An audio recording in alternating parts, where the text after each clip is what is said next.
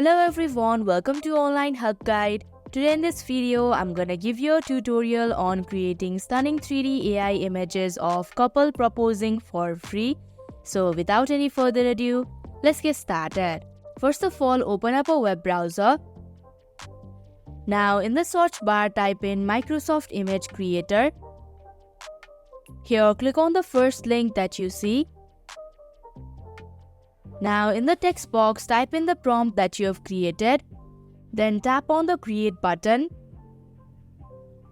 Similarly, you can create more of these by simply editing the prompt. Then tap on the Create button once again.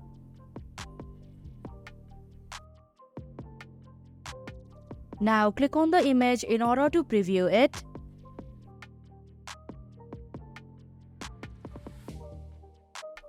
Also, if you'd like to download these images, then tap on the 3 horizontal dots in the right hand side of your screen. Then tap on the download option. So that is how you can create 3D AI images for free. Hope this video was helpful. If it was, hit the like button and comment down if you have any questions or feedback. Also, if you are new to our channel, subscribe and hit the bell icon so that you don't miss our upcoming videos.